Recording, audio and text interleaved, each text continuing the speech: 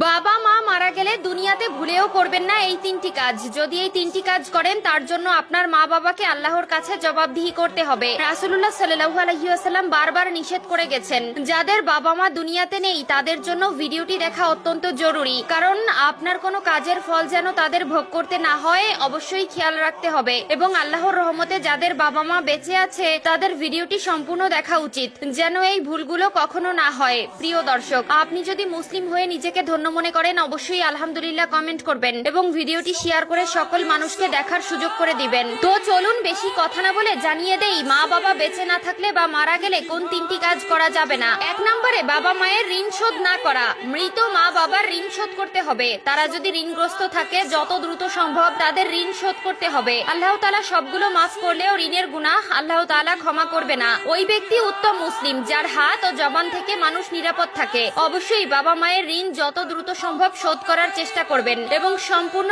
ঋণ শোধ করে দিবেন। 2 নম্বরে হাউমাউ করে কান্না করা যাবে না। বুখারী শরীফে এসেছে 1226 নম্বর হাদিসে বলা হয়েছে, তাহলে সে মৃত ব্যক্তির কবরে শাস্তি দেওয়া হবে। যদি আপনি হাউমাউ করে কান্না করেন, চিৎকার করে কান্না করেন, অনেকেই গড়াগড়ি করে কান্না করে, অনেকে নিজেকে নিজে আঘাত করে, পাগলের মতন আচরণ করে। খবরদার, এই ভুলগুলো করা যাবে না। আল্লাহ তাআলা আপনার আপনজন নিয়ে আপনাকে পরীক্ষা করবেন। অবশ্যই কষ্ট লাগে যে বাবা মা এত মায়া মহব্বত করে ভালোবাসা দিয়ে বড় করেছেন, সেই মা বাবাকে হারিয়ে ফেললে কষ্ট লাগারই কথা। তাদের জন্য অবশ্যই দোয়া করবেন, চোখের পানি ফেলবেন, কিন্তু হাউমাউ করে বিলাপ করে গড়াগড়ি করে চিৎকার করে কান্নাকাটি করা যাবে না। পবিত্র কোরআনে এই বিষয়ে সূরা বাকারার 53, 54, 55 নম্বর আয়াতে স্পষ্ট করে বলে দিয়েছেন। না জানার কারণে সংসার জীবনে আমরা এমন কিছু ভুল করি যার জবাবদিহিতা আমাদের বাবা মায়ের করতে হয়। তারা দুনিয়ায় বেঁচে থাকতে যেমন আমাদের তাদের উপর দায়িত্ব রয়েছে, ঠিক তেমনি তারা মারা গেলেও আমাদের দায়িত্ব রয়েছে। অবশ্যই তিনটি বিষয় সকলে জেনে নিবেন এবং কোনোদিন এই তিনটি ভুল করবেন না। 3 নম্বরে যে কাজটি করা যাবে না সেটি হলো জানাজার জন্য দেরি করা যাবে না।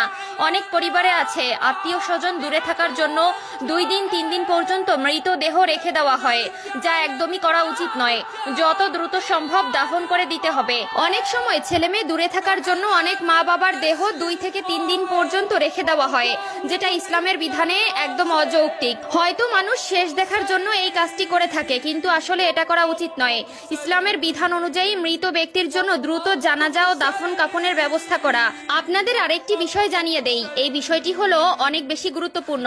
বাবা মা অথবা আত্মীয় স্বজন মারা যাওয়ার আগে যদি কোনো ওসিয়ত করে যায় সেটা অবশ্যই করতে হবে। যদি কেউ নেক কোনো ওসিয়ত করে যায় সেটা অপূর্ণ রাখা যাবে না। অনেকেই ওসিয়ত করে যায়, আমি মারা যাওয়ার পরে আমার অমুক সম্পত্তি মাদ্রাসায় মসজিদে দান করে দিবে, বা এমন কোনো জায়গায় দান করতে হবে বা অন্যকে দিতে হবে। এই ধরনের ওসিয়ত করলে